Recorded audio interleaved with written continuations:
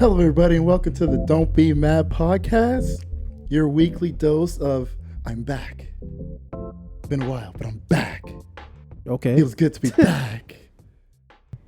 I'm your host, Matthew, aka Lefty Lucky, and I'm joined here as always with Jamali. And Jason. And Jamali, we get got off your a phone. special guest. Yeah, get off your phone, please. Come on, be a professional. Unless you're talking to people in the chat. Yeah. Well, Lie to me, you please. should have Just lie asked to me me. that Lie to question. me, please. Lie to me. You Should are? have asked that Thank you. question Thank you. first. He lied. He lied. He's not talking to one of the whores. All right. We are here with a special guest, as you can see through the cameras. Our boy, our homie, our friend, Gabe is here. Clap it up for the brother. Yeah. Yay. Wow. Thanks. Yeah. Wow. What a lackluster applause. Feel the Jesus love. Added in Christ. post. Feel the Added in love. Am I the only one with energy? Added in post. Fuck. How you doing, my man? Thanks for having me, man. I'm doing great. Doing great, man. Happy to have you here, man. It's been a while. Me and you, we've had talks about having you on the show before, just like talk about the things you do in the city as far as like your restauranty stuff. But you're finally here. You made it. You're a fresh face for the crowd. Let's get this shit jumping, man. Let's do it. And I know I wanted to smack you for the things you said last week, but we're gonna start this the right way. What are you talking about? How's the mental health? And how was your week, gentlemen? We could skip that part of the podcast. No, we ain't skipping that shit, bro. How's the mental health? How have you guys been this week? You should start with you. Let's start with me. I'm feeling great. You guys know last week I wasn't here. I had an amazing bachelor weekend with the homies. Shout out to my boy Zach.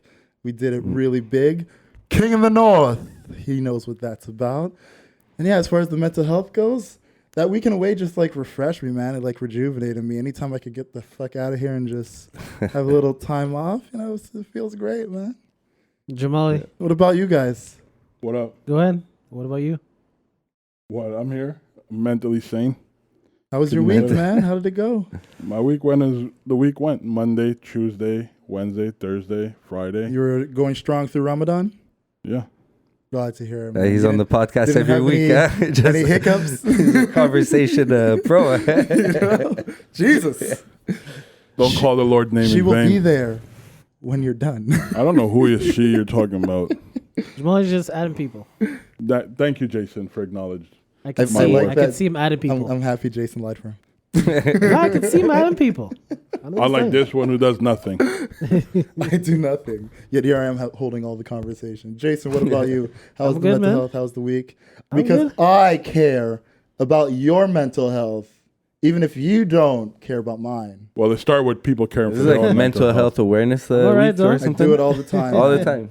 Because I give a fuck, man. Because we've all had the ups and downs, and you know what? Sometimes you just, even if you're gonna lie to my face, I'd rather you lie to my face and knowing that I asked about it. So I'm good. you I never can't know. complain. One week I'm gonna ask, and they'll be like, "Yo, you know what? I'm really fucked up," and Yeah. maybe we pause it and we go from there. But Gabe, what Dude, about how you? fucked up do I have to be? Man, it's been good. be man. out It's been here. busy. It's been busy. A lot of prepping at the restaurant, catering. For the catering, so mental health, hanging on, I guess. Nah, we're good. No, we're good, man. Everything's good, so family life is good. Work life is busy. How's the little girl? She's great, man. She's awesome. Yeah, man. So, yeah, man. So it's just, everything's fucking great. Not complaining one bit. Well, I like to hear it, man. All right. Let's just jump right into the mix of things. Why we have you here, Yeah, man. You're starting a new business out of your backyard, Yeah, the backyard thing. smoking some barbecued meats. Smoking everything. Just let the people know what it's about, man. Like, give them the gist of it all. So basically, what I wanted to do was be able to work from home, but as a cook, as a chef, which is like super hard to do. Like, unless you have an industrial kitchen in your home, like, what are you gonna produce? So like just thinking about it, and the more stuff I watch, the more like a chef's table I watch, let's say, or like the cookbooks I get into and everything, you always gravitate towards like a flavor, towards like an ethnicity or a culture, food wise. So me, I'm always like fucking fascinated with fire. I love fire, all that shit, like charred food, like charred onions and Pittsburgh steak, even though it fucks up the steak, it's kind of good, you know. Like you have blue in the middle, burn outside. Some people hate it. Some people, I like everything charred. So the fire, the thing, I loved it. So when I had that Texas barbecue, that first Texas barbecue, which was in Florida, actually, we don't have some real good Texas barbecue over here. So the closest I got was Florida. And yeah, man, the short ribs were like undescribably good, the brisket and everything. So since I'm a chef and I love cooking outdoors and all that shit, I was like, yo, I just threw myself in it, got myself a smoker, threw a few tests on, and yeah, man, just try to have like that Texas style barbecue.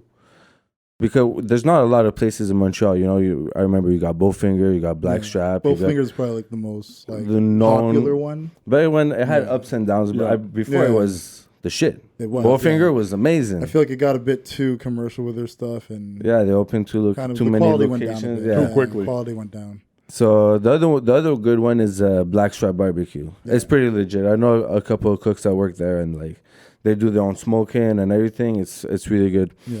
So it's like, it's a whole different type of cooking. So like I'm learning, like every day I'm doing a cookout. Every day I'm doing a barbecue. I'm learning like crazy amount. Fire management, this and that, what type of meat, how long you marinate it, how long you cure it. So it's been like super interesting, man. So I've been nailing it down. So I was like, I could make some good money off this. And people could come in the backyard. I got a chill backyard.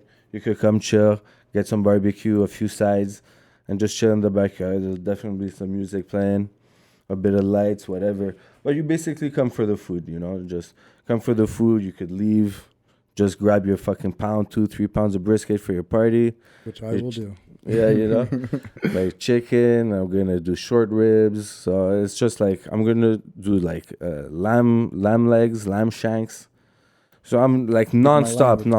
I'm gonna do smoke everything. Let me know when the lamb is on the menu. Smoke some fish. Smoke some turkey for Thanksgiving and Christmas. Yeah, definitely. Both Thanksgiving, Canadian, American, and on Christmas as well. I'm gonna set up myself a tent.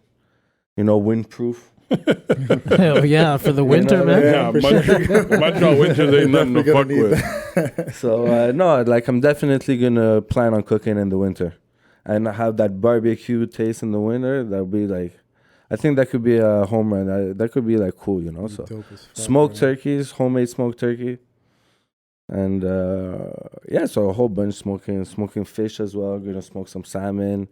If I can sell it by the bunch eventually. So baby steps. So right now I'm just sticking to the poultry, the meat, and man. And then work your way to the rest, man. Yeah, man. That sounds fucking amazing, man. Congrats, man. That's hard to do, but if you're dedicated, you can do it. Yeah, man. It's actually much more difficult than I thought. You know, I thought you would get like your smoker, you get your fire, you get everything you need in line, and then you just start your fire and just make sure it doesn't go up too much and go down too much, anything. But there's so many more elements that takes into factor that every cookout is different. Yeah. So every time you go to the weather as well and like things of that nature, or like what the temperature is outside, like if it's cold out or if it's hot out, like all humid that stuff. Yeah, humid as well. I always put like a pot of water inside the smoker to keep everything from drying. Right. Yeah. So like sometimes I wouldn't even need that if it's really humid out. Yeah. It would be like too much. Yeah. You know what I mean? Just sweat it out. So what type of smoke comes out, you could tell a lot by your smoke. You know, the temperature, you have so many probes on the meats and you check this, check that. It's like, it's a whole different type of cooking than just barbecue, like grilling. Yeah. Or like stovetop and everything, you know, or braising and everything. It's like, it's crazy. It's like, it's really kind of an art form, the hobby, like to the extreme. And I got on Reddit just to inform myself for the smoking stuff. And it's the barbecue community in the States is for sure. It's large. Reddit is such an amazing place to just find any piece of information you need. Yeah. Just tell anyone in the States you're gonna smoke some ribs. They'll be there in a minute. Oh, yeah. Dude, they'll give you like a whole list of things that they learned from day one till where they are right now, just to like give you a head start in a sense, man. especially in like the Reddit community. Like I just find that those subreddits, they're so good at just like giving you the little tidbits here and there Oh, no, to for help sure. your journey along the way. For sure, no, for sure. I was actually super surprised because it was my first Reddit, like, you know, where I dove in and Yeah. really searched all that stuff. So I was so like, oh my God, these people are so nice. Like, I post one question, 30 minutes later, I get like 7 answers, like 4 or 5 answers, but like legit answers. Yeah. You know what I mean? Like Not like people paragraphs. just trying to fuck with you, you know? Yeah, exactly. I'm just like, yeah, this is crazy. And they send YouTube links and everything. So, so like I said, every cookout you learn, every brisket gets better and better. So yeah, man, that's my goal. I just want to be like steady. Like whenever I post something about I'm going to do a cookout in the morning, because I start the cookout like at 5 a.m. Yeah. because they're 12-hour cookouts, 15-hour cookouts.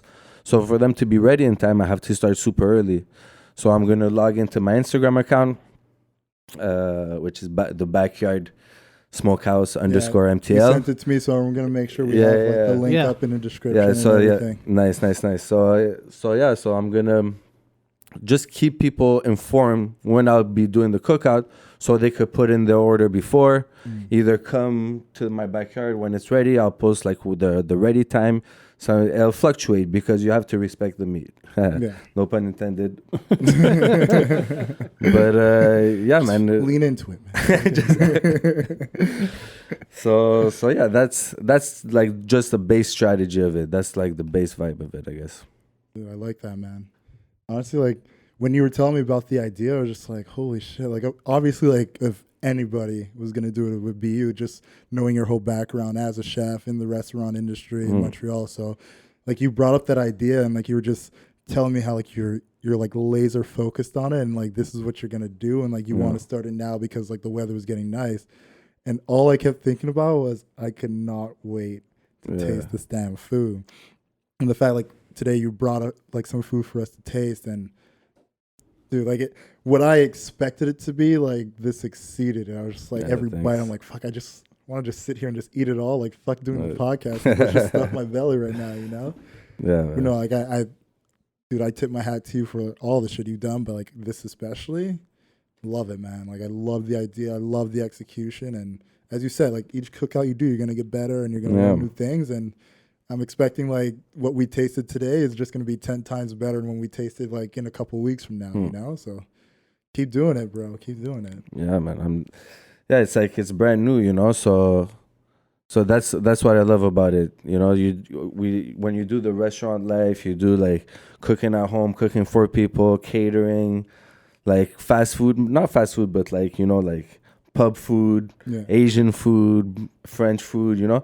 You've done it all. Not saying I've done it all. I've probably just barely hit the tip of the iceberg, you know, in what the cooking world is. But it's just good. I feel like I found my niche. But what got you into cooking?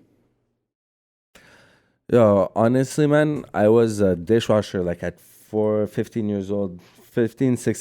I started to work. My parents were like super like, you know, like you're young, you guys start working, get the habit. They really pushed me into that. And I couldn't hold anything like that was kind of boring. And whenever I got into the restaurant, even as a dishwasher, it was like fast paced, high energy. You got to do this, you got to do that. And I just really liked it. And one thing led to another.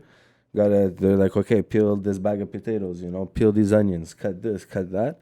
And then I became a garde-manger that, you know, you just do soups and salads and stuff like that. And then eventually started like that, man. And just fucking worked in different restaurants, horrible restaurants, really good restaurants. And just learning as you go, man. And it's like, I applied at culinary school a couple of times for at l'ITHQ. Because that's really like the best one in Montreal. Right. And there's so many applicants because of this food phase, you know, this everybody's like food crazy, foodie trend and everything. So the demand was huge. Right. So the elimination process was like, it's harder, it's easier to get into like dentist school. Wow. You know what I mean? There was like something like, I don't know, like the comparison. But yeah, maybe I'm probably exaggerating, but it was like really hard to get in. But yeah, it's a very competitive space at this point. So yeah, so I didn't get in. You know, high school wasn't like my strong suit, let's say. So yeah, I didn't get in, and I was like, yeah, fuck that, man. It just made me resent like schooling and the whole education even Right, the more. formality of it. Yeah, the formality and everything. So I was just like, yeah, I'll just keep on going and going, and you switch restaurants till you find the one that's right for you, and then Right. you stick with it for like 2-3 years, and then you're ready to grow again. Either you grow with a company or you move restaurants. Me, I like to move a lot. Right. When I was young, so that's how so that's how I've been cooking in Montreal, and then I cooked for this company called Barocco, the Barocco Group, and I started at Bocata, worked at Barocco, and yeah, I've been working with them on and off for a very long time, and so I'm with them now. I'm doing catering with them now, which is going great. So we got high seasons, low seasons. Right. So this is the barbecuing is gonna fill in those gaps. The gaps, okay. But also like it's like that hobby that turns into like your passion, then turns into your, you know, it could be a career, you know. Oh, definitely. They say if you follow your passion or hobby, you'll never have a job in your life. Yeah, So yeah, exactly. I think that's every man's goal. No, it's exactly. So cooking is like today, it's like super broad. Right. You know what I mean? So you could love to cook, but you not do sushi. You know, you could love doing sushi, but you don't want to do like classic American food or like classic French food. You know what I mean? So everybody has this niche because it's so like everything's accepted now. You know, you have every option is Possible. accepted, and you could make money off everything food wise today. So when you have so many options, you're more unhappy because you have so many options. You're just like, oh shit, I could do Spanish, but I'm doing French. I could do this, but I'm doing this. Yeah. Like So- you want to do so much, even though there's something that you specialize in. Yeah, exactly. So I think the barbecue, and I've always loved grilling and everything, and cooking outdoors is so much fun. Even if it's like in your backyard, still. It's like man and fire. It's the perfect combination. Yeah, I guess, man. It's I what don't we know, do. a chef on Chef's Table, Francis Malman. That's how I discovered him, and now I'm obsessed with this guy. He's like humans became people, something like that, when they learn how to cook food, how to manage fire. That's how they evolved like to the next step. Yeah. Before it was just like you survived. Right. You know, you didn't know how to cook. You didn't know you could burn this and eat it and shit like that. So when they started figuring that out, it was like a whole other level. And the way he described it, it just like blew my mind. It blew my makes mind. sense, right? Right. Because with fire, you could preserve things. You know what I mean? Before Yeah. it was just sort of like kill, eat, discard of changed whatever's everything, man. left. Fire completely changed everything for us. Yeah, man. Anything you want to add? No, man. Just keep it rolling. Just run in the cut. Yeah. All right. So outside of this, let's talk about your growth. Let's talk about how, we started off, you were like dishwashing, cutting the potatoes, things of that nature. What was like your first major chef job? Oh, damn, that's a good question. Because like, yeah, man, I did a lot of shitty restaurants from like Hey, from like 16 to full like. disclosure, you can say their names. Who No, gives a fuck? that's not the point. No, but I'll say one because I'm pretty sure it's totally closed down, and also like I don't want people to go spending their money in like shitty restaurants. So I am fully on blasting. I don't think it's hate when you put a restaurant on blast. You know what I mean? It's It's Yelp. never hate when you speak the truth. It's so. Yelp. You know what I mean? Yeah. Consider It- this Yelp. Yeah, Yelp. You could go on Yelp and everything, but even just like in the restaurant community, you could be like, yeah, it's just sorry, what was I saying? You're about to name the shitty Oh restaurant. yeah, Guido Angelina. Oh, yeah. Oh, that place has been closed for a long Guido time. Angelina, man. Yeah, that place Done. is done. Oh, yeah, that place is Yeah, shit. and they even had a commercial on TV. That place man. was shit. So it was. I worked at the one right by Iwater. Yeah, the one yeah. at In the Iwater forum? one. Yeah. That's The the forum? shit one. At the forum, yeah. Yeah. The atrium. So That was the first one to go. Oh my god, it was but horrible. Bro. I was surprised. I was surprised at first because like they made their own Caesar, they didn't buy it, They made their own tomato sauce. They didn't buy it. So I was like, at first, as a young cook, you're just like, okay, this is pretty cool. You know what I mean? Like they're making everything from scratch. So you learn a lot. You learn a lot of organization. You learn a lot of this. And then you just meet other cooks that kind of given up on their careers and just took that guido and it's like, oh, why do you work here, man? You're young. You could work over here. You could work over there. Learn a lot. Like back then, the restaurants were like Globe was popping. You know, they had good chef. Garde Manger was really good. And so it's like, oh, you could go work there, go apply there and everything. It's like, what are you doing here? I'm like, what are you doing here? It's like, I've given up. I got insurance over here. I got this. I got that over here. So it's like when you see what I mean? It's a cemetery. People just go there and wait to die, bro. Yeah, it's like, crazy. It pays the bills and I'm fully protected. So that's what it is there. So it's like, but you're young. Go fucking learn. Go do this. So like other chefs kind of push you. Yeah. You know what I mean? If they don't try to push you out of the business, they really push you forward. They go because there's a lot of that too. You know what I mean? You're not good enough. Come on, work faster. You're not made for this. What is this? Blah, blah, blah. It's basically like a trial by fire type of industry. Right, exactly. But now it's changed, man. Now it's changed completely. Like I had a whisk.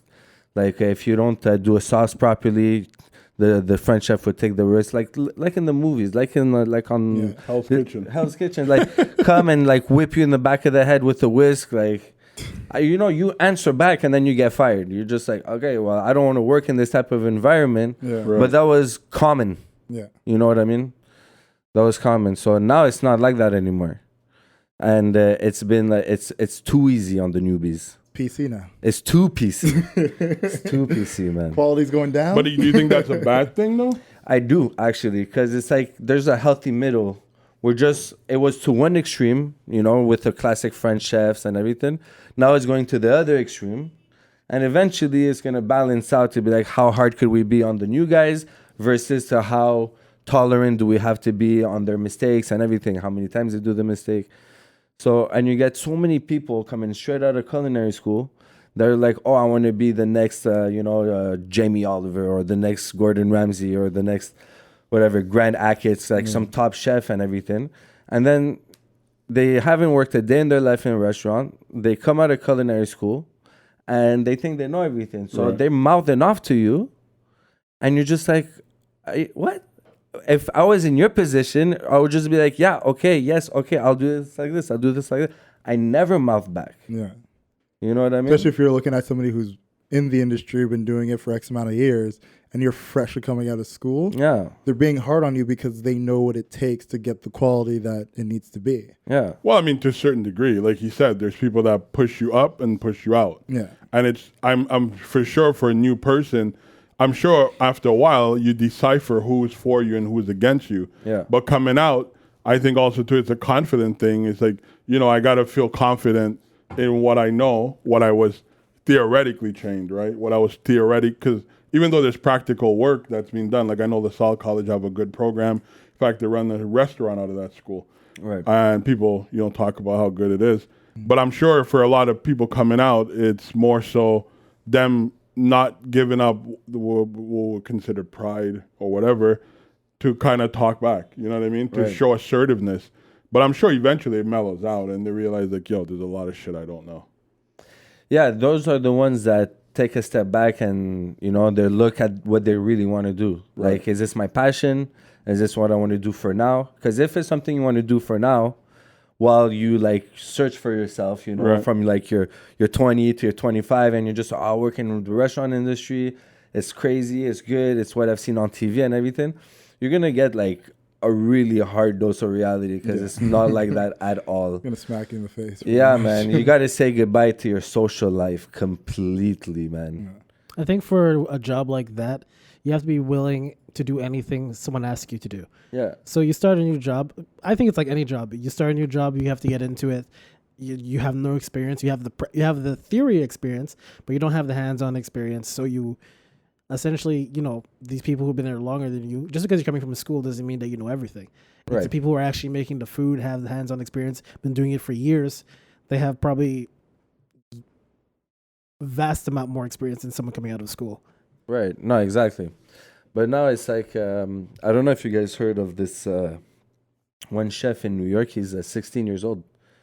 I think he's six. Well, now he's probably like 18 or 19 because it's been a couple of years. I heard about this story. But he's known 16-year-old chef to have pop-ups in New York for like $120 a head, 6-course, 7-course, whatever, tasting menu. Yeah.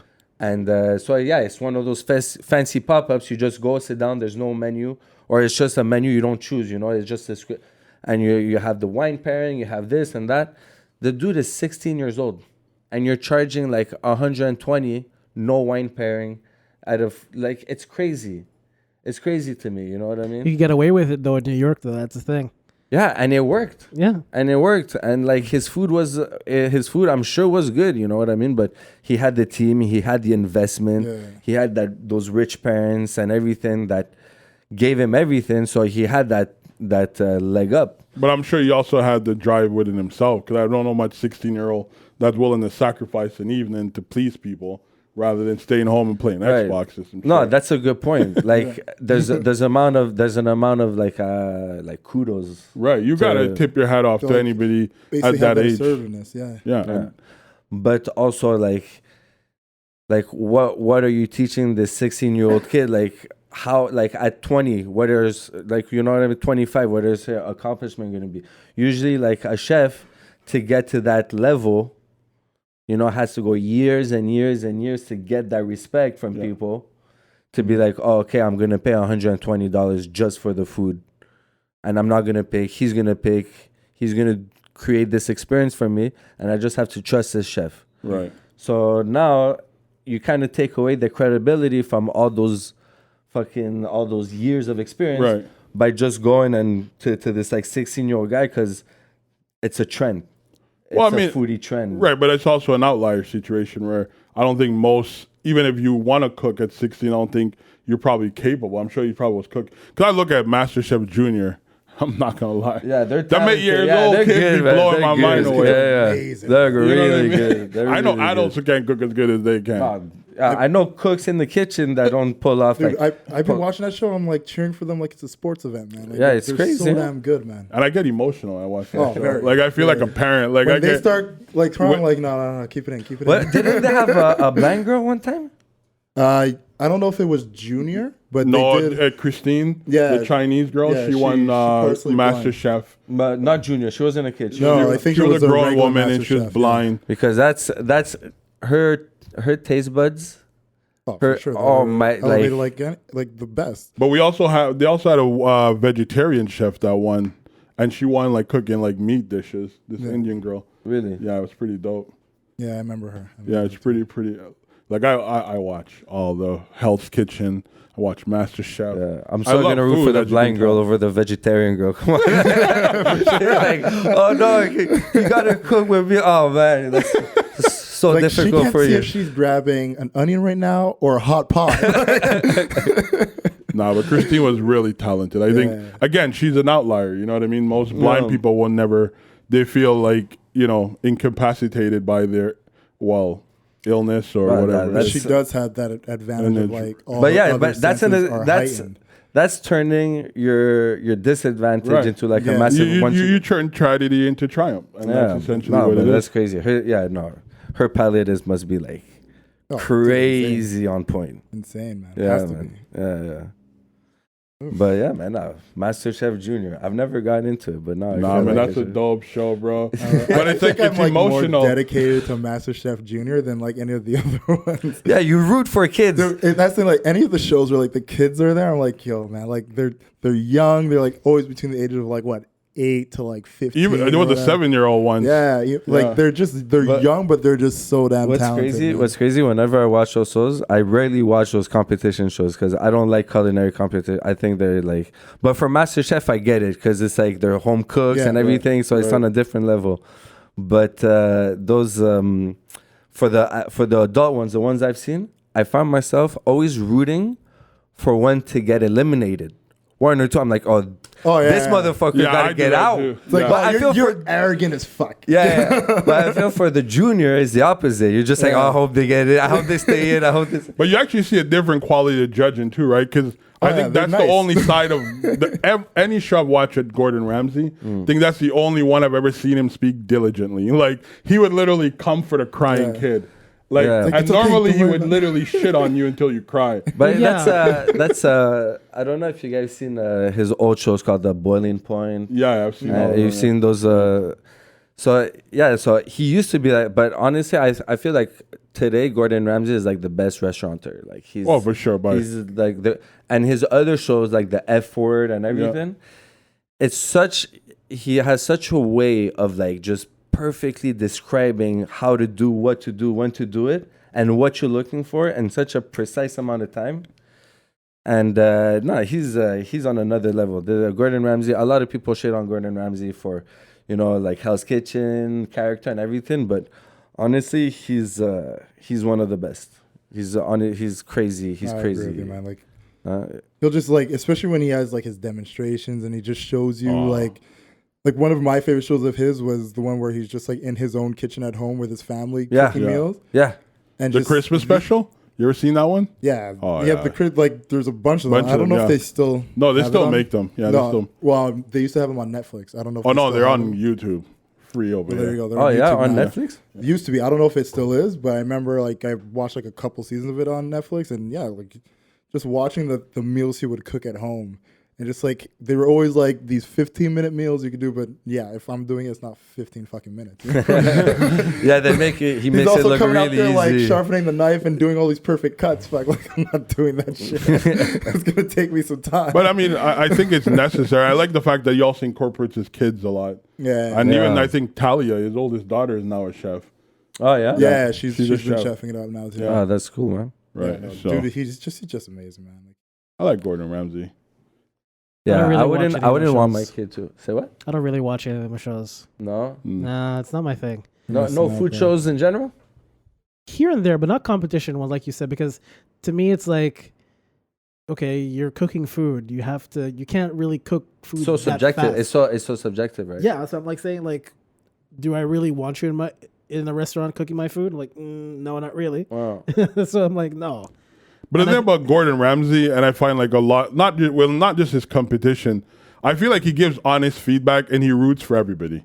Like one thing I can say, I don't think he's biased, because I've seen him like really root for people and like really look disappointed when obviously like a Hell's Kitchen type of concept where they get voted off and like Right. he's like, I'm sorry, but you gotta go. But I do feel like he's genuinely passionate about all aspects of food. Yeah. And I feel like the competition, I think obviously there is entertainment value behind it, but also for someone who, like, I cook for myself, right? Yeah. I think I'm a good cook for myself. Like, I'm not going to open a restaurant. But I feel like it's, the chefs are very underappreciated. And I think him shedding light on those type, like that environment, Yeah. to see, like, I mean, you could see when you go to a restaurant, like it's a busy place and you could imagine them pumping out all these dishes. But like to really watch a line of chefs do so many things and have to be perfectly orchestrated and it's amazing. I think it's necessary and it brings appreciation to that profession on a whole.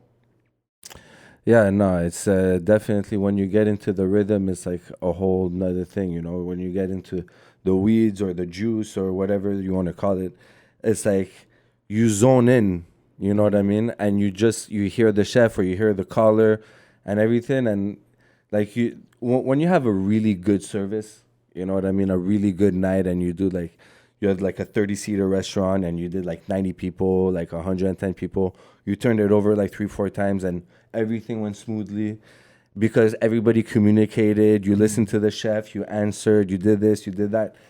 Like you leave on a high, man. Yeah. You know what I for mean? sure. Because it's kind of emotional, you know what I mean? You're every dish you kind of taste, you retaste and everything. And sometimes you're in the juice, you forget to taste that dish. You question yourself 2-3 times. You're like, oh, did I fucking oversalt it? Did I undersalt it? I didn't put the lemon juice. Did I put the lemon juice and everything? And then you get those you get those, oh, they loved it, oh, they loved this, they loved that, and everything. But we love the compliments and everything, but we honestly, like the good restaurants, we thrive on like good criticism. You know what I mean? So if you tell your waitress or your waiter, to server now, sorry, PC now, you got to say server. No, it's not. It's not sir. Fuck out of here. It's all good. A waitress, a waiter. I mean, I don't think it's disrespectful, but No, me neither. But yeah, so if you tell them, you're like, oh, I really like this. This was too salty. People are afraid. I used to do that a lot. I used to be like, oh, everything was great. Yeah. And then you come out, I'm never going back in that shithole. You know what I mean? I've said that plenty of times. No, I was gonna ask you a question like that because my girlfriend and I, we went to this restaurant. I'm not gonna say the name of the restaurant.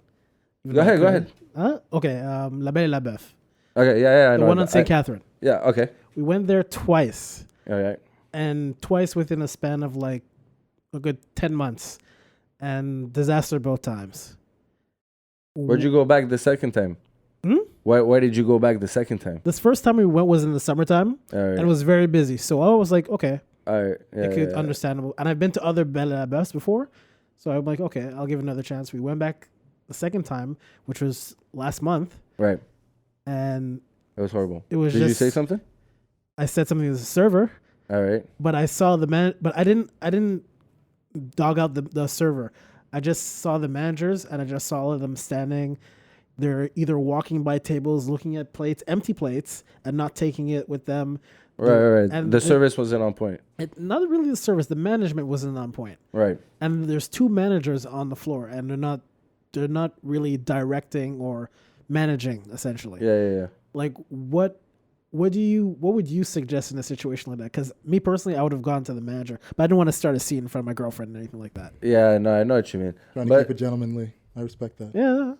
Yeah, there's some shit you just skip over, you know what I mean? If it's not something like super specific, you know, like how could you bring it up to them like, hey, you should do your job, you know what I mean? Like that's what I wanted to do. That's exactly what, because these it was plates the same, have been sitting here for quite some time. Because exactly. You know what they seem like, but that's what it is though. They're your server. Manager. They're here to serve you. But it was the same. It was the same two managers who were there the last time we were there too. And at this point, when I'm saying, okay, the first time could have been, I thought it was the servers that was having it, but like, no, it's the managers because you're there both times, and it's the same problem with these two same people. Yeah, honestly, when it's like, unless it's like really bad service, you know, unless the person is like super rude, or like you've been waiting a long time for this or for that, whatever. For the service, I usually skip it because it's like, what could you do? You know, it's circumstantial. You know, but when it's food, you could be like, oh, this is overdone. This is underdone. This is too salty. I don't like this. I don't like that. But you know, there's a way to say it. But you shouldn't be, honestly, like you shouldn't be afraid of like sending your food back if if you're not happy with it. You know what I mean? Yeah. Like we got, we like it. It's just we didn't think this is what it was or whatever. And people just like, that's why they don't go to restaurants too much, or because, you know, but the whole like food trend really kind of give that fucking industry a good boost. But most people are afraid to send their food back because they'll be like, yo, I don't know what it's coming back with. You know what I mean? That's another fear that a lot of people have. It's so like, a lot of people have that fear of like, if I complain, I might be eating saliva, or somebody might have a field in my food. Like, I mean, like, I think it's ignorant. I don't think fuck around with in a fast food joint. You know what I mean? But that's you don't know who's working back there. But like at a legit restaurant, I'm like, I would say you could trust them. Honestly, like. Yeah, because I mean, like, if I ask for medium rare, I get well done. But like you see the cooking on the steak, that's like the most common. Yeah. You know what I mean?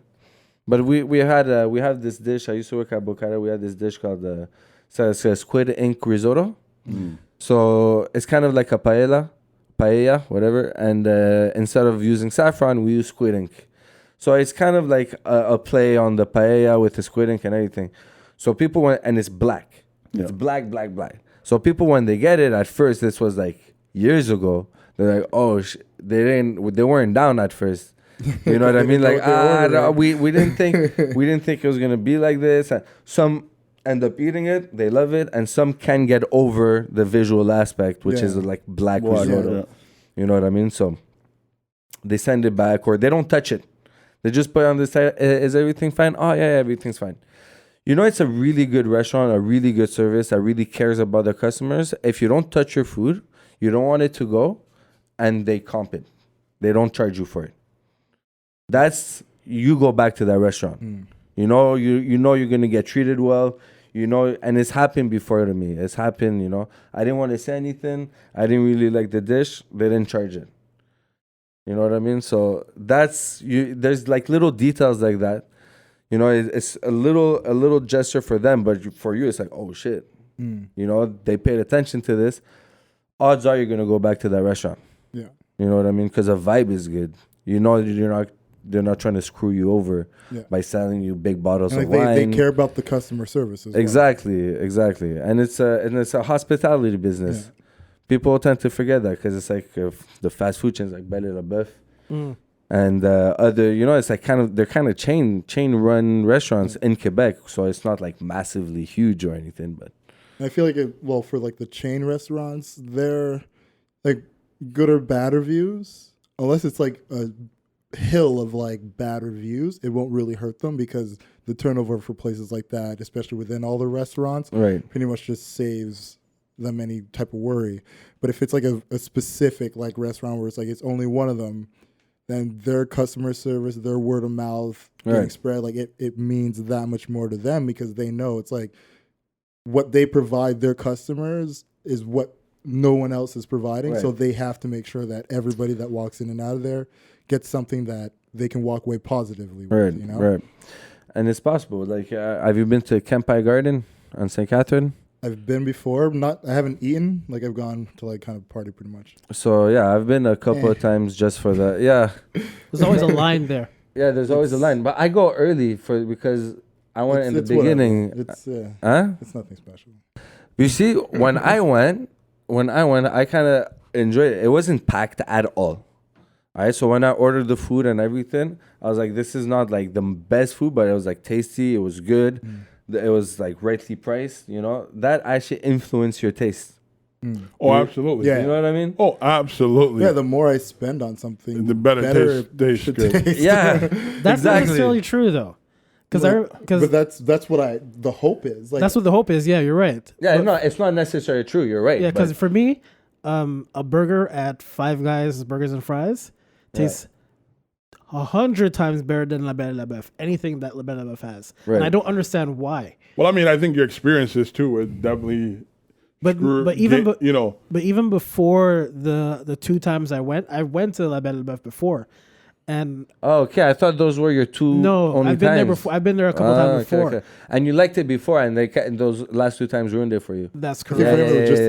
It was just that specific location. It's that specific. Yeah, I've been mostly to the one in Laval. Right. And but I'm like, but even the burgers in Laval, they still don't taste as good as what you have at Five Guys, which costing you. Yeah, it's a little bit more, but it's not like a higher end chain like La Belle et La Boeuf. It's a fast food takeout place.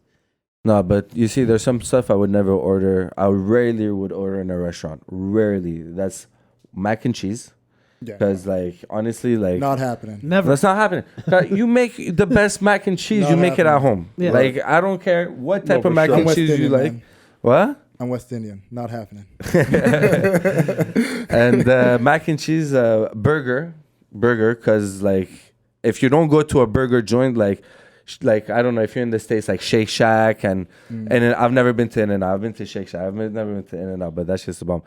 But Five Guys is my favorite burger in Montreal by far. Love it. I by love far. It. I love it. That's why I would never order a burger in another restaurant, even if they make bomb burgers. Right.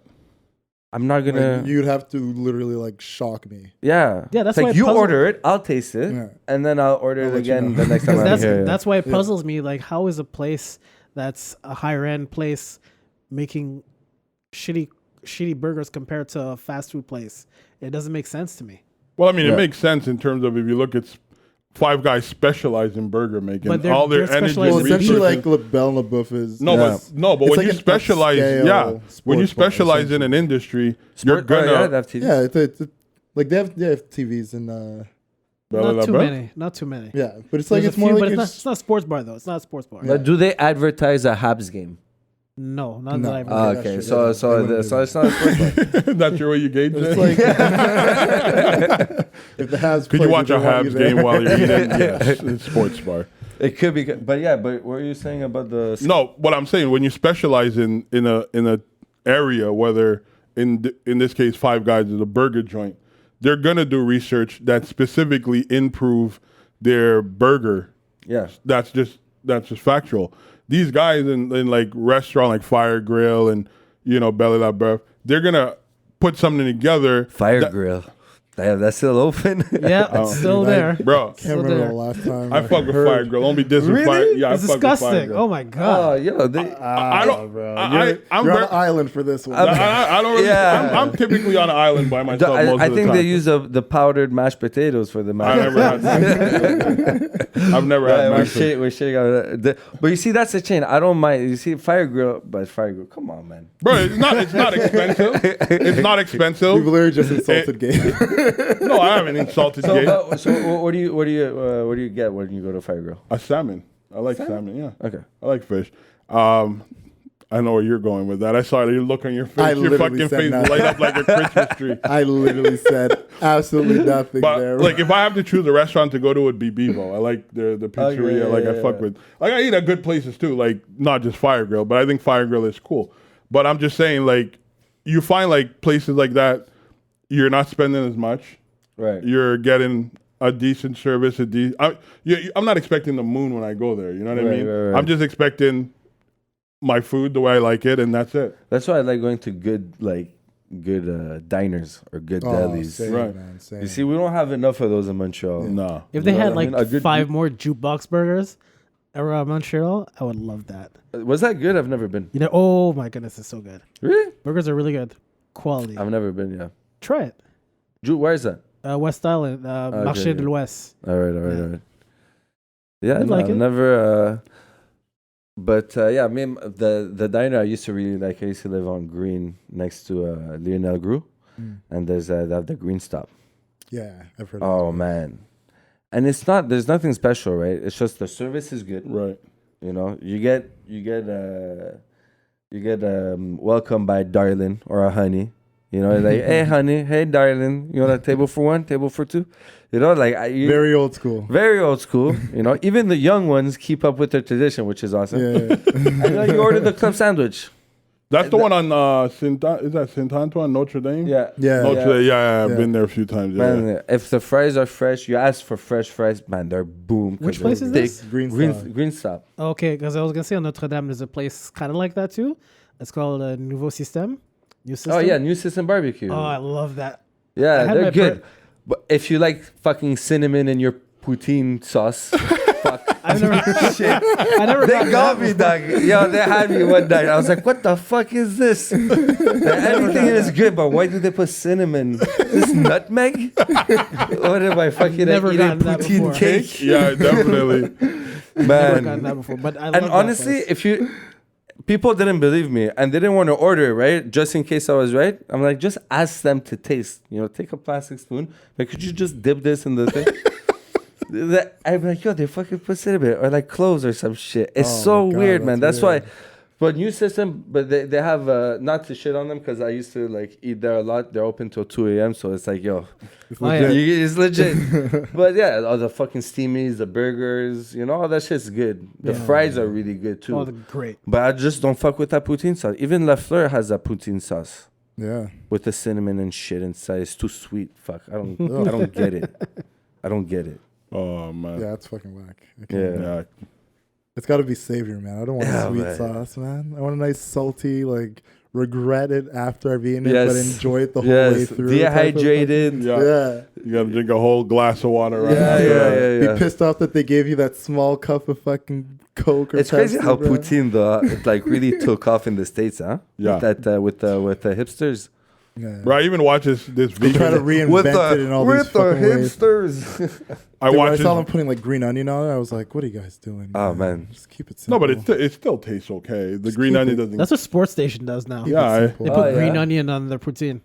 But I watched this vegan chef in the UK, There's a bar and I he really did like that a does Montreal that, take on I'm like not a gonna name vegan him, 'cause I poutine. really like him. Oh yeah. Yeah, it was pretty. I was shocked because I've been He watching. for him. sure used like a mushroom stock gravy or some shit like that. It was. Yeah, I knew it. I knew it. Yeah. It was, but it looked pretty decent. I And need a good I old-fashioned beef stock. I've used his cookbook. He cooks very well. He puts good recipes together. Who's this? Gaz Oakley, Okay. Avant-Garde Vegan. That's his YouTube channel. Pretty dope. And I was shocked. I was like, yo, Montreal. It's like, you were here and I didn't even know. I felt, you know what I mean? Yeah. But he was like, yeah, I went there. I never had a poutine, but I saw like the way like people, you know, talked about it, that he went back to England and literally researched enough to put it together. It was very, I mean, it's vegan, right? There's no cheese and all that, but he did a good job. It looks good. I'm Julian McKenzie, co-host of the Scrum Podcast, a sports show I'm doing with my podcasting partner in crime, Tristan D'Amour, on the Up Forward Network. Every week, we analyze something different from the Canadian sports media landscape. Lack of diversity, getting a job in the field, coverage of different sports, and answering some of the harder questions. Through a combination of back-and-forth discussion and high-profile guest interviews, we're aiming to figure out exactly what's up in the world of sports. Find us wherever podcasts are sold. iTunes, Stitcher, Google Play, SoundCloud, Message in a Bottle, Morse Code, Telegram, Singing Telegram, Target, Walgreens, Bird's Nest, Dad's Shed, and a crowded convention center bathroom. I'm Tom Zalatni, host and producer of Up for Discussion, a long-running comedy podcast on the Upford Network. Every week, me and my team of hilarious improvisers use audience-submitted questions to dive deep and delicious into every topic under the sun. Nothing is off limits. The audience has full control. It's like going to an improv show, only it's in your ears, and nobody's asking to see a scene about sex toys. Hopefully. One reviewer called it an underappreciated cult classic. Another reviewer called it not a very compelling product. Go check it out and see for yourself. The Up for Discussion podcast. Available wherever fine podcasts are sold. No, yeah, I love poutine. I could get sick of it once in a while. Because you have too much. Yeah, But nothing's worse than a so bad good, poutine. No, Because yeah, like poutine that's standards so are true, so like bro. basic Yeah. that if it doesn't just 'Cause qualify in it's that like- area, then it's just like All ruined. about, first off, you got to have the cheese curds. Oh, definitely. the squeaky. It's got to The- squeak. yeah, Yeah, gotta- like it's gotta gotta have a squeak. little- Gotta squeak. Like if the cheese doesn't squeak, it's already not a poutine. What do you feel about gratiné poutines? When you order a poutine and it comes gratiné, you know when they put it in In the oven? Yeah, I hate that Yeah, shit. yeah, Like, what the fuck did you do to this? yeah. No, Some people do that. Some restaurants do Let, that. I- the cheese melt under the sauce. Well, you know Let what? that In shit high school, happen. we had this place called Billy G's. Billy across- G's, baby. Oh Yeah. yeah, Billy G's, yeah, And, for sure. But I don't. Yeah, my friends, they love Billy G's. Yo, Billy Pablo, G's is huh? a staple to our high school, bro. No, because we all went to the same high school, like Pablo and those people. Yeah, we went, they we love went there. We it. went there all the time. Yeah. Every time lunch for like the Yo, 5 years we were $3.50 there. would get It's you good. a burger and a poutine back in Yeah. those days, bro. And the thing is, that was the $5 shit. used to get you a lot, like when we were in high school, man. Yeah. For lunch, like come And plus, on, Billy man. G was so busy, sometimes they give you free poutine, they didn't even notice. oh yeah, they give us free. How could you go But bad the on thing that? is, their cheese was the same poutine cheese. However, it was stringy. So instead of being like the curds, it'd be Yeah. stringy, but it would taste just as good as Nah, as the Billy, curds. Billy. Oh, Shout out loved to it. Billy, man. Love it. Thanks Yeah. for them free poutine. Like I respect burgers. the loyalty and the fan base they got, you know, because that's as a food like a little hole in the wall type of food, because that's what Billy G's Yeah, is, yeah. a hole in the wall. To build that like loyalty customers and everything, you've done something right. Yeah, exactly. But for somebody to go into that like years later and people overhyped it for me. It's like, oh, it's the best burgers, it's the best poutine and everything. I mean, I'm just like, yeah, it's good.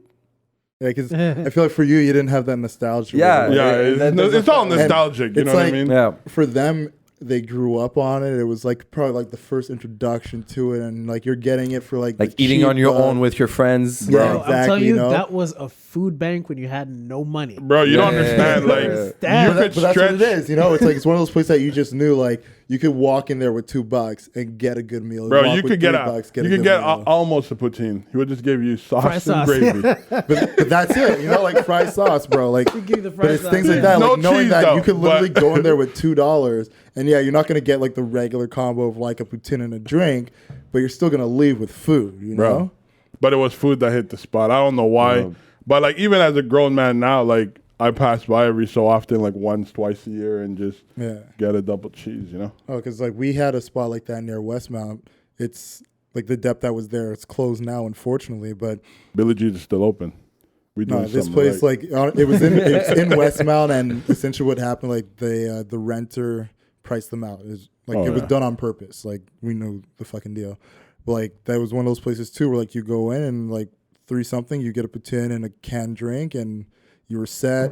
But like they also had like, because it was a Chinese family that did it, so you get like General Tao added on top of your poutine if you want to get fancy. Oh yeah, Like, that's wow. next level. yeah, like all That's that before shit, the like, trend. It was fucking like next level shit. So we're just like, yeah, like if you have like the extra cash on you, you're like, yeah, add some like General Tao. You know, like chicken on that's top a of Friday the meal. poutine. You know, your mom gives you an extra exactly, $5. you know, like every day you come with the $5 because like the in school meal, like it was like $3 something or $4 something. Bro, I never but ate at the at dep, school, it was bro. still like less than $5 to get like your poutine and your food. So we would do that all the time, man. And it was just one of those like kind of like Billie Jean's where you just had like a nice staple place you could go get your food. And But it was also like a hub. I feel straight. like back in those days, it's like, you know, like we had like 2 directions when we left school.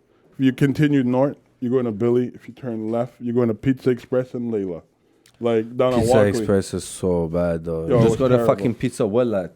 Yeah, but That's it was a bit better though. Yeah, but it was a bit too far. You know, like back in those days, it was just a direct. You get the 51, you're gonna get down there real quick. And people like honestly, like I mean, a shout out to those businesses because you know we did some fucked up things, but you know those are places that was always busy. People are gonna try to rob a pizza or grab a slice didn't pay for it, and these people are so busy, like they would just have it, you know, like let it go. Is And it still there, Pizza Express? yeah, it's still there. Layla is still there. You know, all that people used to stuff go to is still there. Layla and, you know, stuff juice sip sacks in their jackets. You know what I mean? Like, Imagine you They have. were horrible, man. They were terrible. Imagine if you get like a pizza restaurant that just opens right in front of Pizza Express, but it's legit pizza. You know what I mean? not in the hood.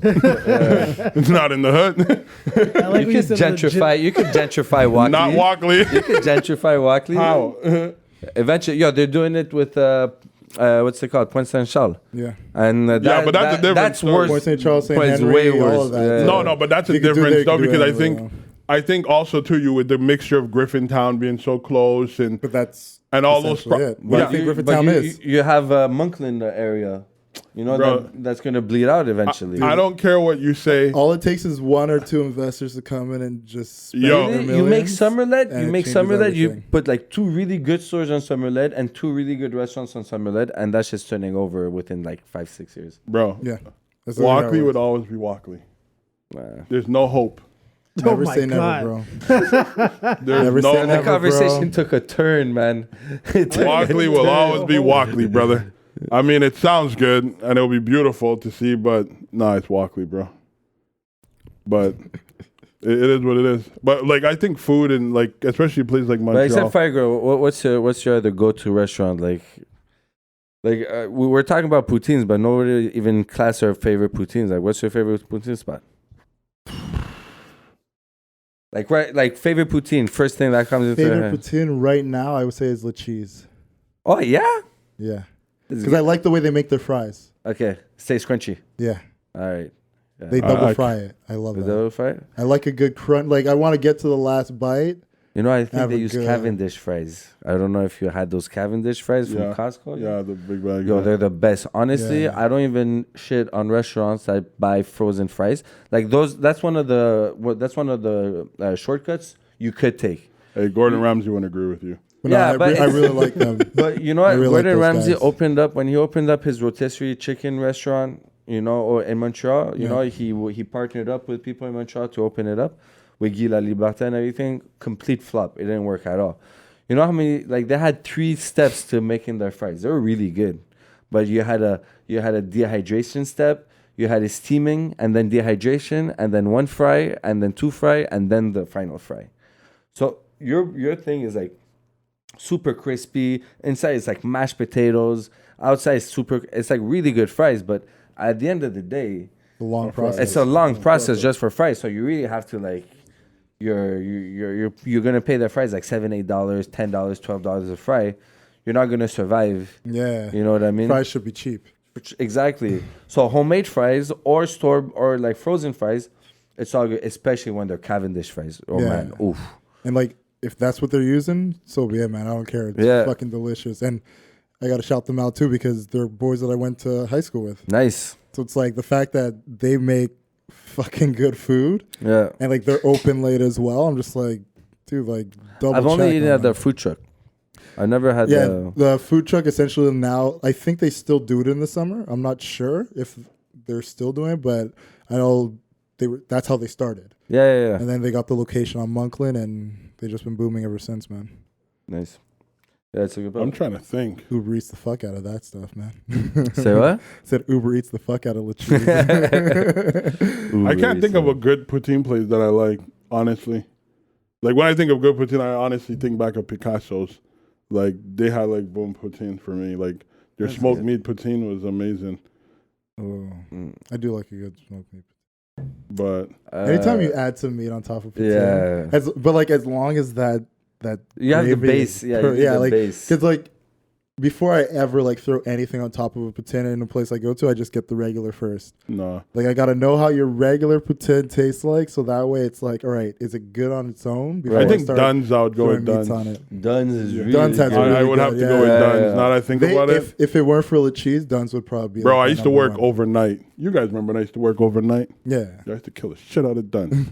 It was Dunn's terrible. is fucking lit, man. Because I used to work literally right next to the one downtown overnight. Oh, man. Dude, a smoked meat The sandwich one and a downtown is side really of good, poutine, yeah. bro. Because the one on Yeah, the carry I like is the one different. It's a The bit- one- it's a hit it's and very miss. different. Yeah. Plus, hit they're a and bit miss. newer too. The Yeah, one the one downtown has is been like there it's pretty forever. much Yeah, like bro. it's Bro, I got legit. stories like from my uncle and my parents and shit. Like they used to go to Dunn's at that spot and didn't Yeah. move. You know, they would have a spaghetti smoked meat Yep, or I a have that. poutine smoked meat. Yep. It's just at Dunn's, everything is smoked meat. So yeah, that's a staple. That's honestly an underrated Montreal staple. Yeah. Famous Dunn's. Underappreciated, definitely. Orange julep.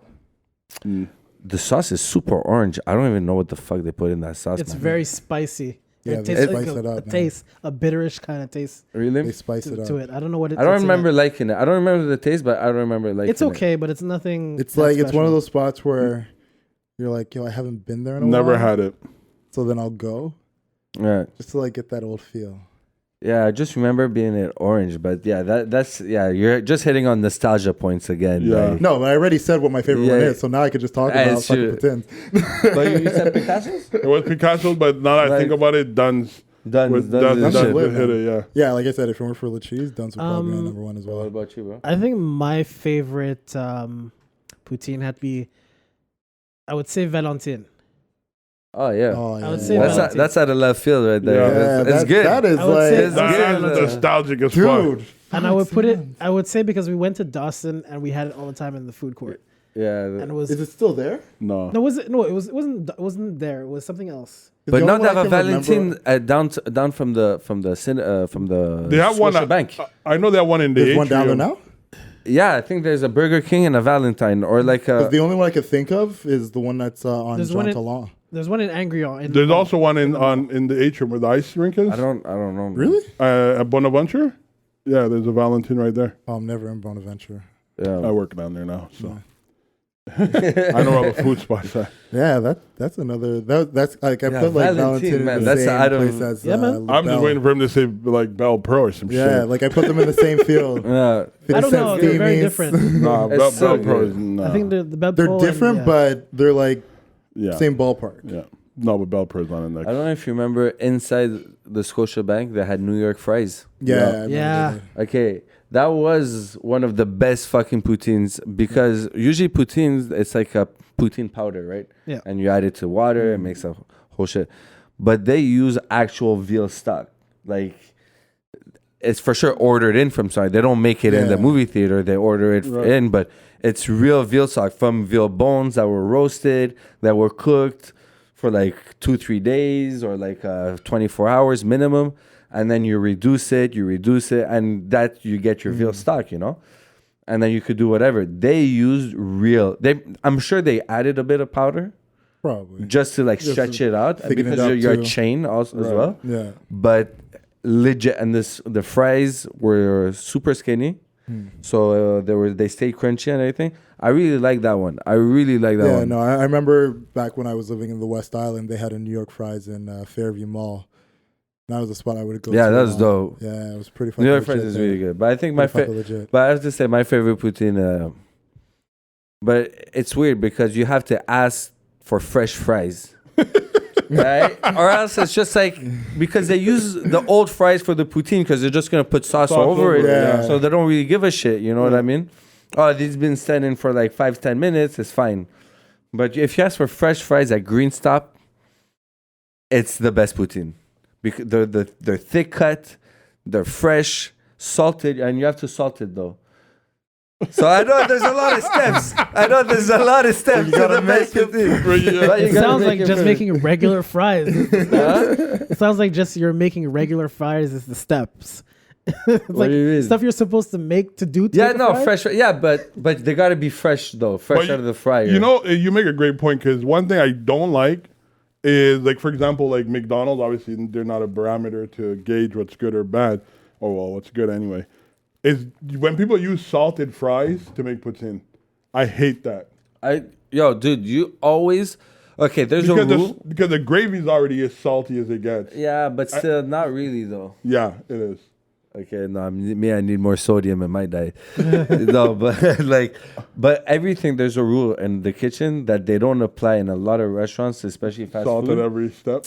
No, yeah, salt at every step, but it's not that. It's more like for like fast food joints and like greasy spoons and everything.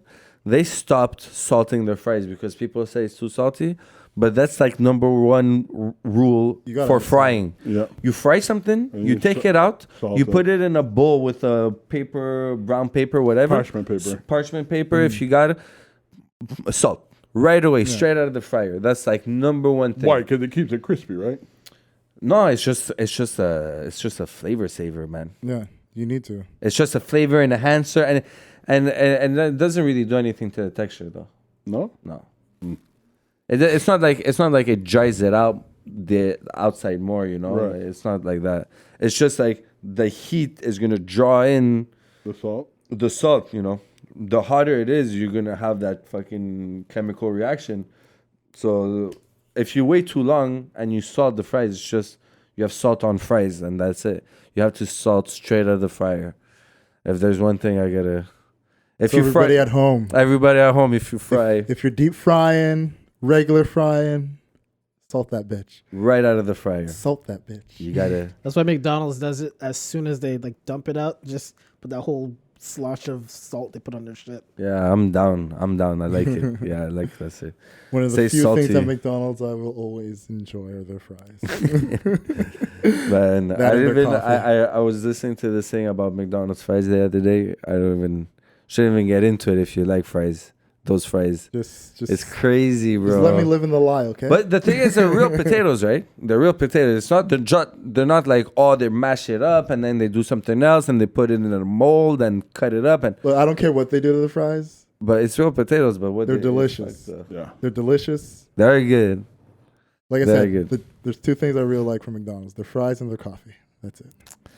The Let me have the fries. If you ever go to Amsterdam, the thing other than weed and hookers to have is fucking fries, fried potatoes, and they're amazing. Is that the classification now? Weed and hookers? Weed and Weed and hookers. hookers and fries? Well, for Sounds like Amsterdam, what Sounds else? like a great holy trinity right there. Fries, hookers, and weed. I don't know what Trinity y'all talking about.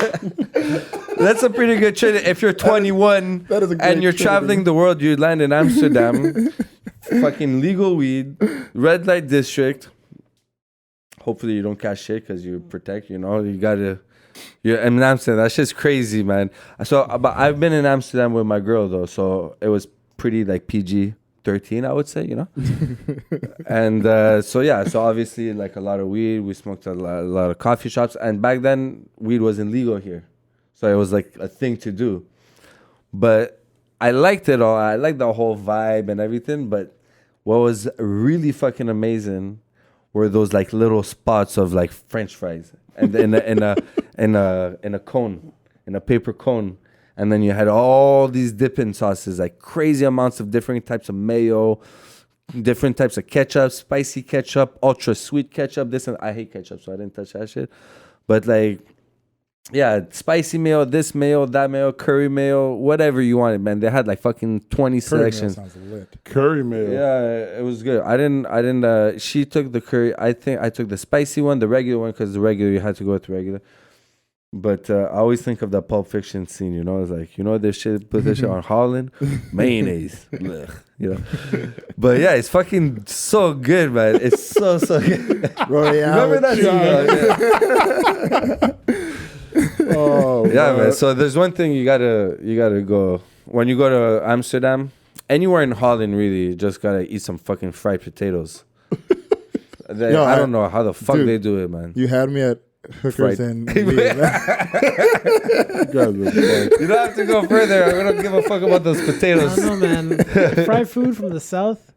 I don't know. I don't know what can beat that. No, I mean, potatoes with Yeah, but you Wait, see, bro, come on. you see, if I want like fried like French fries, Yeah. I'll go to Holland because they invented. yeah. potatoes. Yeah, Well, No, fried not potatoes, potatoes. yeah. potatoes. I think the Irish invented the potato. Well, they have the potato, but it was close enough distance in the south, right? Yeah. You didn't have to travel oceans to get to them. But yeah, I guess like for the South, you wouldn't be able to be a fried chicken.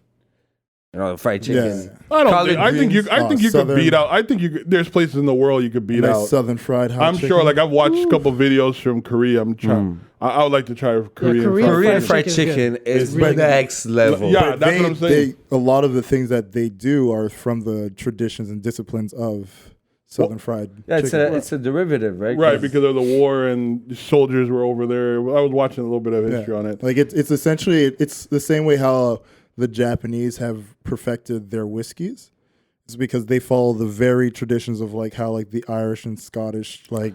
But I mean, prepare they whiskey. put their own twist to it too, so it's Yeah. kind of like Well, it's because of the dope. flavor. Yeah, the Right, flavors that they flavor have to- there, but the right. way it's made, it's very much like the steps. Well, no, I don't think they're heavy breaded like the South, bro. But let me tell you about something about like what you call that colonialism, I guess. Right, That's yeah. what it is, right? Yeah. So, you know, banh mi, those sandwiches, those Asian banh mi Yeah, banh mi yeah, sandwiches. yeah. That they're super popular right now. You know, they had their phase. They're kind of fading out, but I still like a really good banh mi. I love that shit. So that was because the French went into Vietnam, Right. you know, and Philippines and everything. And the only thing they could bring back with them was mustard, you know, some terrine, pork terrines and everything like that, and baguettes and bread. So when they got to Vietnam and they tried the local food and everything, and they didn't like that shit, they gave all the fucking, you know, because they're coming, they're taking over, right? So Yeah. they give all the poor people and everything, oh, okay, do this with this, do this with that and everything. And that's how the banh mi was created. You know, there's a lot of food that was created like that. Out of necessity, man. Out of necessity. Like Indian, like you have Indian food and then you have English Indian food. Yeah. Right. You know what I mean? The samosas are different if you go to India or if you go to England, England, and they're both bomb. Right. You know what I mean? I'm sure. I've never been to either. I know the samosas I've had here. No, but it's obviously like, I mean, you have a level of influence, and after a while, generationally, certain things start to seep in, certain things get taken out, Yeah. and it just adds a different flavor altogether. So Right. I definitely see how that works. Yeah, man. No, man, it's crazy, man. Every food has such a it's the history behind every type of food, and like you could really trace culture like that. You know what I mean? Like in Cuban and American, like the Cuban sandwich. I'm sure you don't have a Cuban sandwich in Cuba. You're a Cubano, like a real Cubano sandwich. You ever had one of those? No. Oh, like I don't eat ham anymore, but like, oh my God. So it's roasted pork. I would never had it. It's roasted pork with ham, and they fry that shit up. Have you seen the movie Chef with Jon Favreau? I can't recall it. No. Right, so he basically is a high profile chef that stops and starts a food truck. You know, he's a mental breakdown, starts a food truck, and he does these Cubano sandwiches. Oh my fucking Lord. They're amazing. So the next time I was in Miami, definitely had a Cuban sandwich. They're fucking amazing. They looked amazing in the movie. That made me want. And I go to Florida often because my family lives there. So my first stop was like, I'm getting a real Cubano sandwich. Holy shit. It was so fucking good, right? And then you research what's in the Cuban. Wikipedia this, or you fall into this, or the chef does it. Turns out they don't even have the Cuban sandwich in Cuba. Yeah. It's just the name. It's just a name. Just the name. Because Cubans came over when they went to Florida. Yeah. They adopted their fucking shit Right. Yeah. to the American market to have a more. It's Right. crazy, man. It's such a good fucking sandwich. Well, that's good though, right? Huh? You have That's to go to great. Cuba to have a That's great. Cubano sandwich. You could just fly. Bro, somewhere. world peace is gonna get done through food. It's the Well, only way. it It's is the only way, The bro. only way, man. It's the only way. I mean, we have it here, right? We have this whole issue with language and all that type of shit. You know, immigrants this, immigrants that, but We all, we all food. gather around a table and eat well.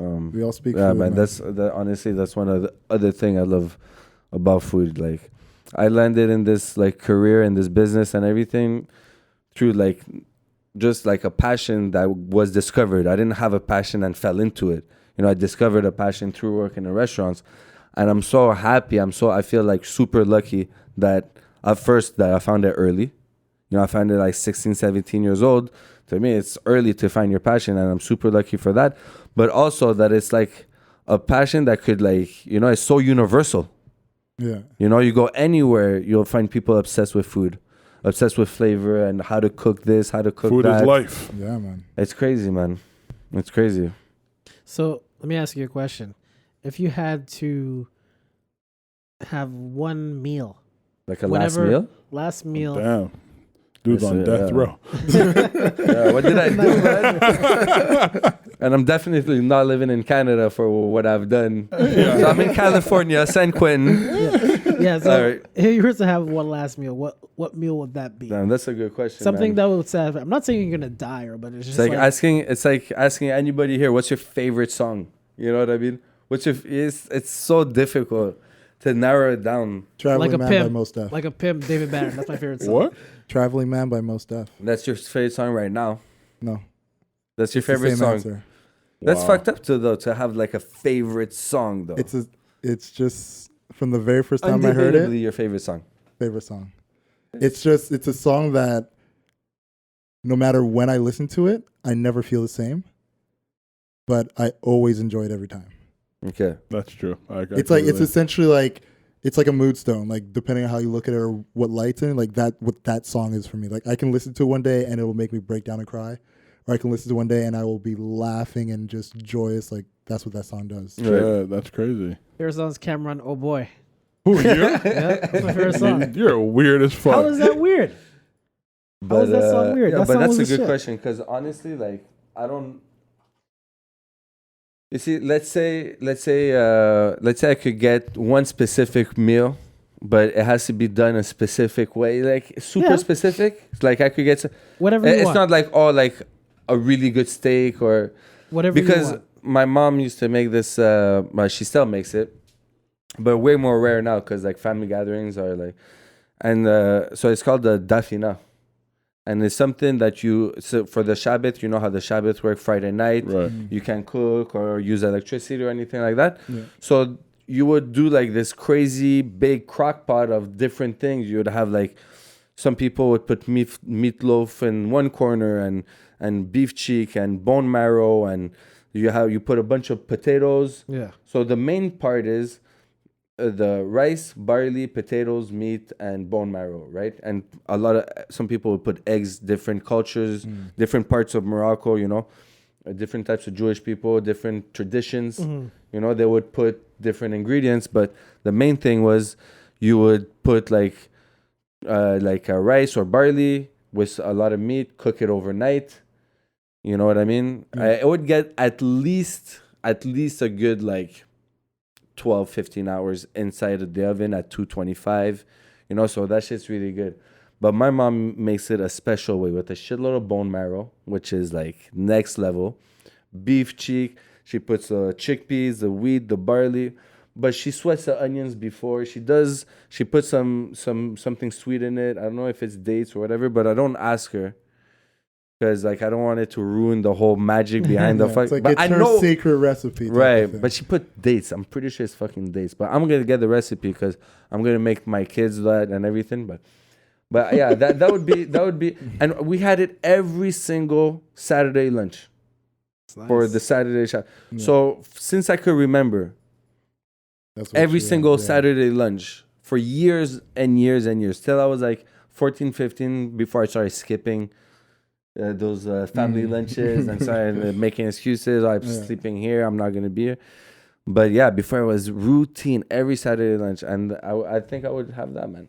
That's nice, man. Dude, that just like reminds me of how like back when I like lived with my grandmother, every Friday was fried chicken and every Sunday was pancakes. Just how it worked. Friday fried chicken, and it was like Caribbean like stew food, all that. With like the fried chicken was like the prize of it all. And Sundays was pancakes. Nice. My grandfather would make the pancakes.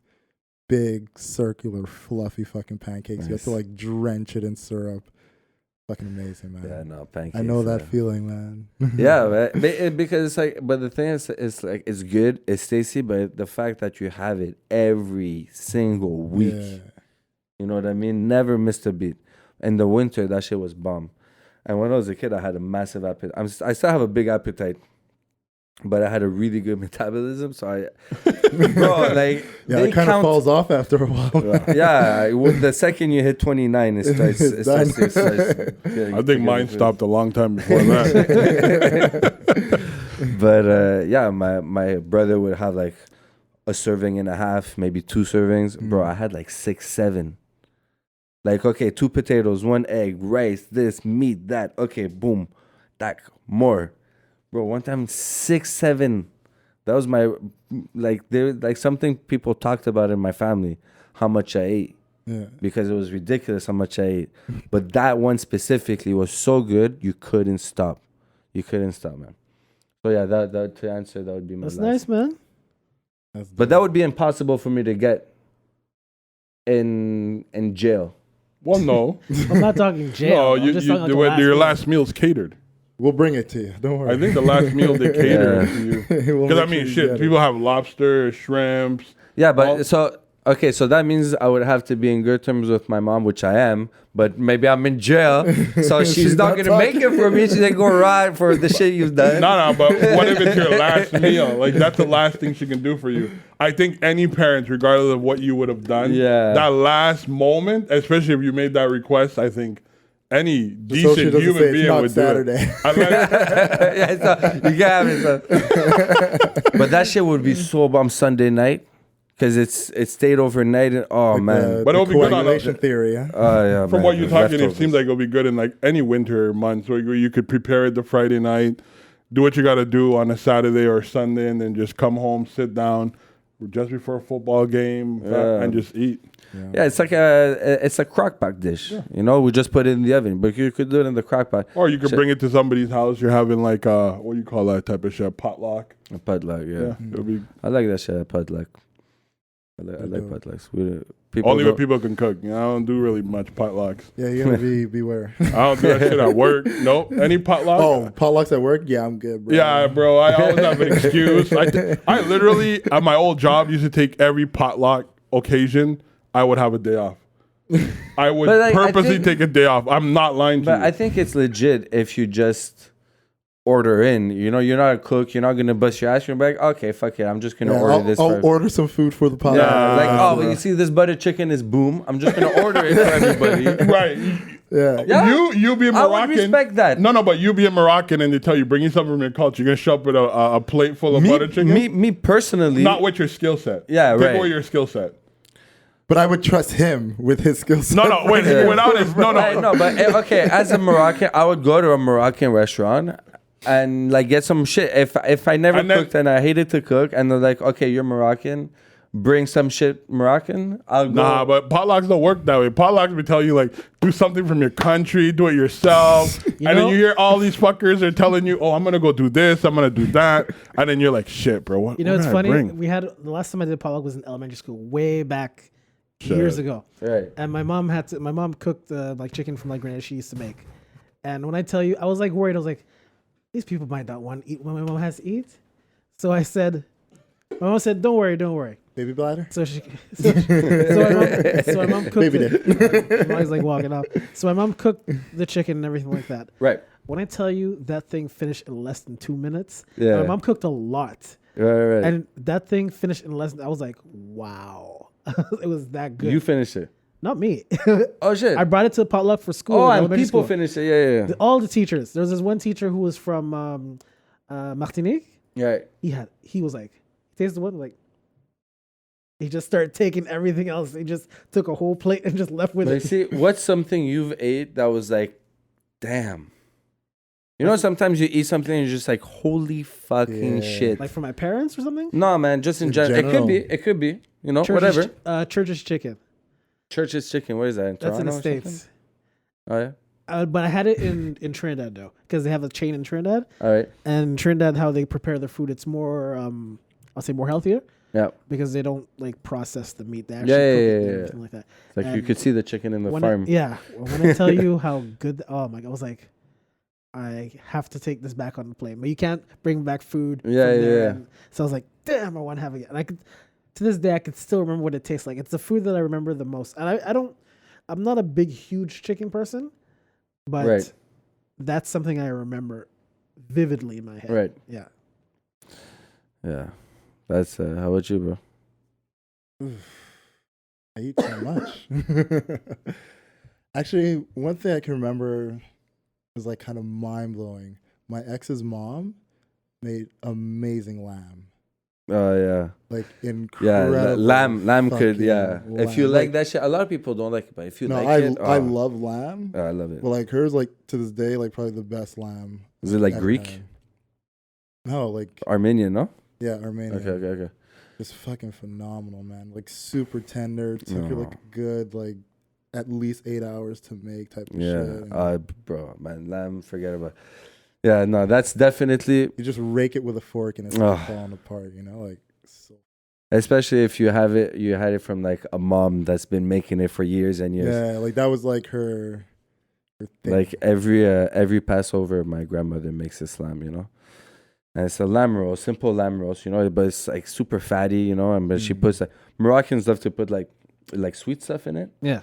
you know, like prunes or dates or whatever, and she did one with dried apricots and lemon. Oh my God, it was it's ridiculous. It's still ridiculous. The combinations you could have with food and the flavors that it could bring out, it's Yeah, It's but I feel like amazing. lamb is definitely, if you've never had lamb in your life and then you taste it for the first time, like at a good age, like 20, 25, where you could be like, okay, I could appreciate this taste.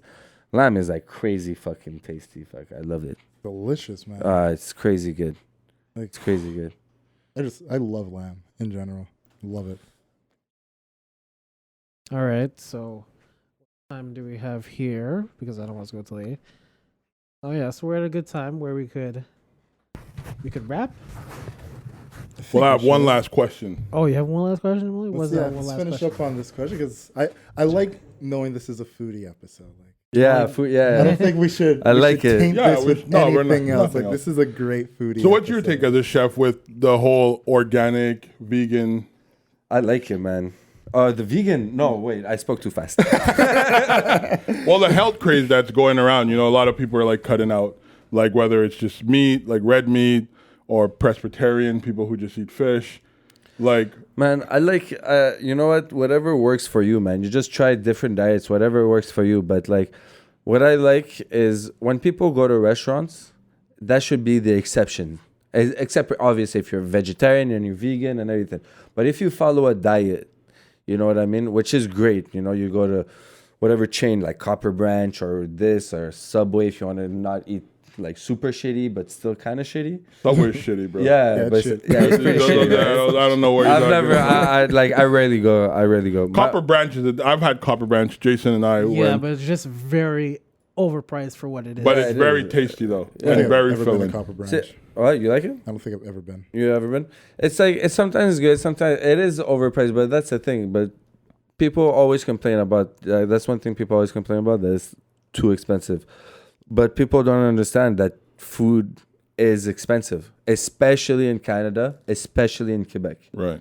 If you go to Ontario, it's cheaper. If you go to New York, way cheaper. But then You the know quality what I mean? of food you're getting in Quebec. Not is- necessarily. You don't think Quebec has Not in the better quality? restaurants. Huh? You don't think Quebec has better quality food? No, because you're buying the same products.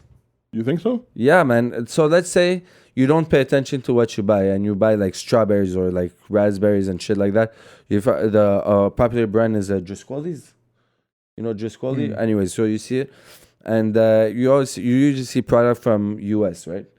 So that is like shit blueberries or shit raspberries, but they're still tasty. They're still good, Right. but they're genetically modified and Right. everything. And which isn't necessarily bad, but that's like a whole different fucking topic. Right. But yeah, so in the States there would be like $1 for the thing. Right. Over here sometimes we pay like $3.50 Well, $4 for the thing. So you're buying the same products just because of the import tax. Quebec is crazy expensive. Well, definitely. So what happens is your other your local competition are gonna price up to what you're used to paying. So instead of, so let's say they're trying the Quebec, like a Quebec farm, they're trying to get you, and they underball the big competitors, Right. like the big guy. Right. It's gonna be $3 to like $2.75. Right. You know what I mean? Well, they could really set up much less. It's just everything is much more expensive in Canada and Quebec. Right. So But Copper Branch, do they use GMO or non-GMO products? probably, and exactly, so it's even more expensive, Right. Because that's already more expensive everywhere because you have more like procedures to follow. So Right. obviously it's more expensive. But yeah, I honestly like it. I just like more regulation on massive food production. I'm not against big food production. Obviously, like I watch a lot of it. We try not to order from big productions but over here in winter you don't have a choice. Well, You can't go definitely. seasonal in winter Yeah. and then serve whatever. So we got to buy a lot of greenhouse, a lot of this. But the second we hit summer, we go straight to local farms, and we deal with local farms all the time, as much as we can. So we try to get business away from the big production companies, but honestly, it's unavoidable. So as long as you stay healthy, man, that's the main key. So there'll be no barbecue tofus? No barbecue tofu. Man. I'm drawing the line. At tofu. But I think smoked tofu would do good, man. You ever had smoked tofu? Yeah, I did a dish. I used to work at this Japanese restaurant, and I did a dish with smoked tofu and mushrooms and like I had a bonito shavings on top of it and everything. It was good. Smoked tofu is fucking delicious. But it's not something I would. Huh? No, go ahead. I have a question to ask you after. Yeah, no, it's not something I would really like. And plus barbecue, I want to be associated with meat and protein. Tofu is protein. Yeah, but meat. Well, Okay, so scratch that protein. It's Just meat. plant-based meat. Things that bleed.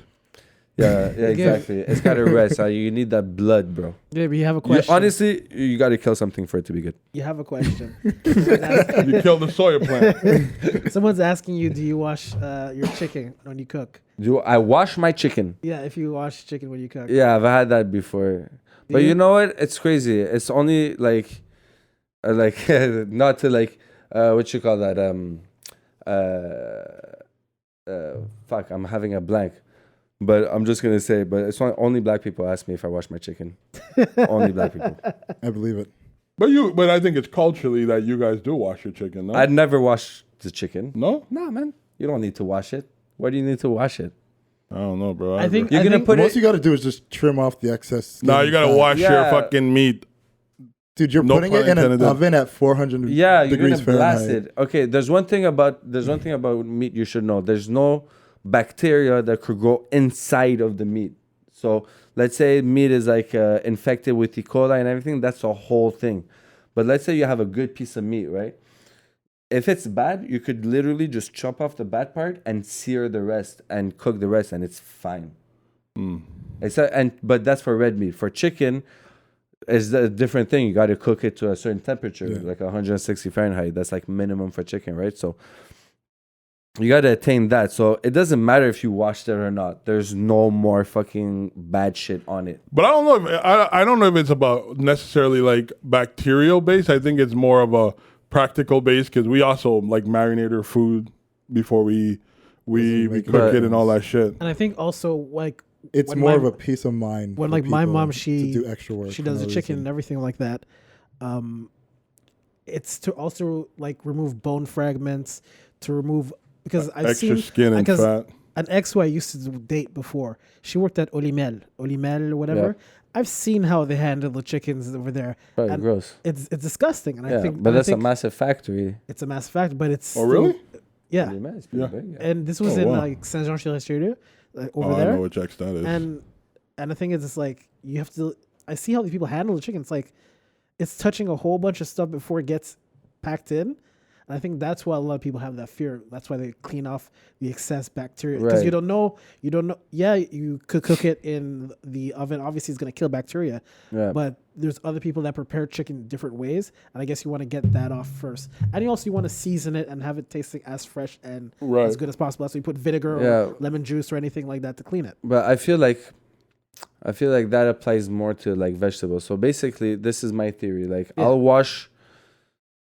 I'll wash anything that just by reflex. I'll wash anything that you could eat raw. So like I won't necessarily wash a potato before I peel it because I'm gonna peel it. I'm gonna put it in the fucking water. I'm gonna boil it. Right. You know what I Yeah, mean? I'm for gonna sure. put in one water and then I'm gonna switch that water and then I'm gonna boil it. So it's like, I wash carrots even though I peel them. You know, it's crazy. It's like carrot and they're both like root vegetables, right? Yeah. Right. But I'll never eat a potato raw, Hmm. but I won't wash it. But the carrot, I'll peel it, I'll scrape the sides of the tip and everything. And then, sometimes maybe I'll wash it to get it more crisp. But a lot of times I'll just, throw it in the pan or whatever. Yeah. You know what I mean? Oh, no, sorry, the opposite. I got confused there. I confused myself. Sorry. So basically, if you can eat it raw, you wash it first. Okay. I don't know if it's a rule of thumb for me or whatever, but it's just a reflex. So, yeah. Makes sense. Huh? No, but other people were like Because saying beef tartare, yeah. you can eat that shit raw. I would never wash beef. I've never had beef tartare. Never had raw beef before? Yeah. Nah, bro. I've had Robert. I had it one time. I was Pretty like, legit. I bought it by mistake. I never one had time. sushi before. Oh, yeah? I don't eat Did you nothing finish raw. it? No, I can't eat raw meat. No, can't do it. I can't do it. Nah, I've never had sushi. Nothing raw for me, man. Oh, nothing raw? No, you gotta cook that joint. You see, you're talking about diets, but there's people that just do raw diets. Yeah, the Yeah. paleo diet. Right? That's paleo, that's Paleo. raw? I don't know if that's No. what it's called, but I know It's- people do yeah, that. paleo diet's raw. I think that's what it's called. Yeah, man. Alright. I love raw fish. Same. Raw fish, raw meat. Cook it, don't cook it. No, As gotta long see as flames, you kill it. bro. No, just kidding. Stab it good. Yeah, man.